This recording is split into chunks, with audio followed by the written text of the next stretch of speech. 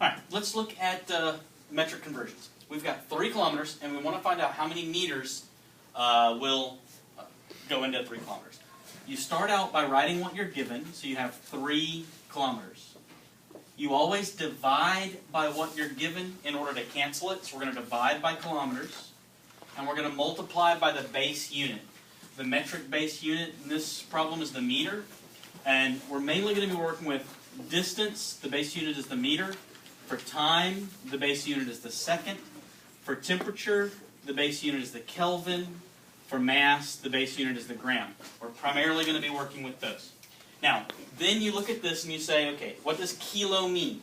Kilo is 10 to the third, which is 1,000. So it's larger than a meter.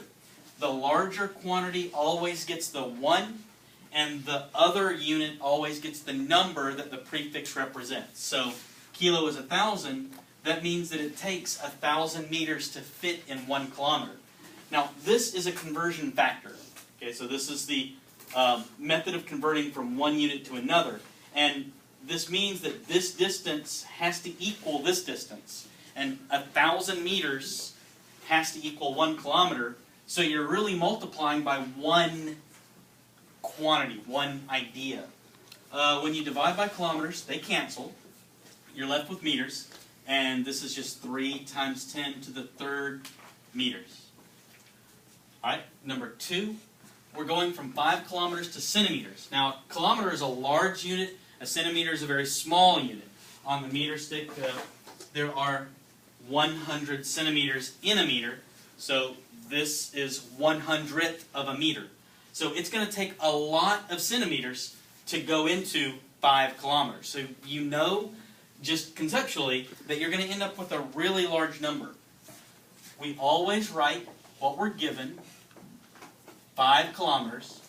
You divide by what you're given and multiply by the base. Okay, so divide by the unit that you're given and multiply by the base. Then we're going to divide by the base to cancel it because we're trying to convert to centimeters. You never want to, sometimes I see this, divide by kilometers, multiply by centimeters. You never want to do that because you want to convert to the base unit first. Because the prefix chart gives you numbers for what things are equal to based on base units. And now you just look at this. Now that we have the units set up, we plug in the numbers. You always look at meter and kilometer. The kilometer is larger. The larger quantity gets the 1. Kilo means 1,000, or 10 to the third. So 10 to the third meters can fit into 1 kilometer. They're equal to each other. And now you look at centimeters and meters. A centimeter is this distance here, and a meter is the entire meter stick, and it takes 100 centimeters into a meter. So centi is 10 to the negative second, but 1 meter is equal to 100 centimeters. Now let's look at this in terms of centi meaning 10 to the negative second. 1 meter has 100 centimeters in it. But 1 centimeter, 1 single centimeter, is equal to 100th of a meter. Now, that's also written like this. 1 centimeter is equal to 100th of a meter. And if you look at this, that's 1 over 10 squared. And if you move the 10 squared back up top, anytime you move a power of 10, an exponent from the denominator to the numerator, it becomes negative, and that's why it's 10 to the negative second. Because 1 single centimeter is a fraction of a meter. All right, now, back to the problem. We have 5 kilometers, divide by kilometers, multiply by meters, divide by meters, multiply by centimeters, and then we plugged in the values. Both of these exponents are at the top. When you multiply exponents, you add. So this is going to be 5 times 10 to the 3 plus 2.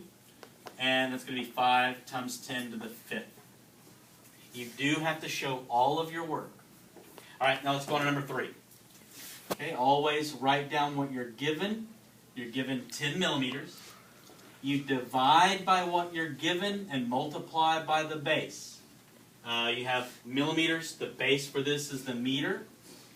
then you divide by the base and multiply by what you're trying to find.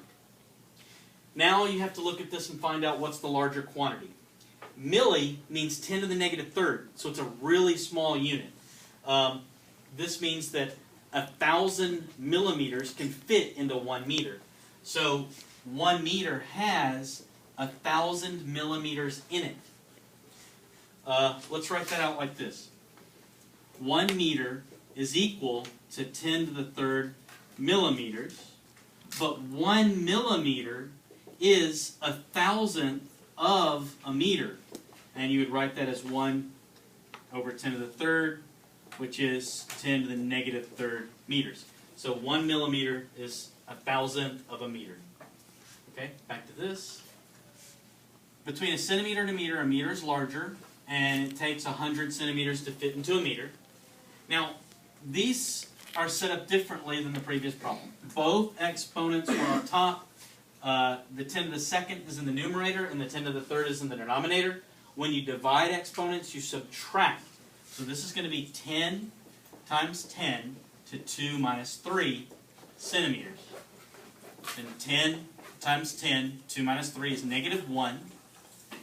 You can only have one number to the left of the decimal. The decimal is located here. We're going to move it one space to the left. If you move the decimal to the left, you increase the exponent. So this is going to change by 1 unit from negative 1 to 0. So this becomes 1 times 10 to the 0 centimeters. And 1 times 10 to the 0 is just 1 times 1, which is 1 centimeter. And now we know that 10 millimeters is equal to 1 centimeter.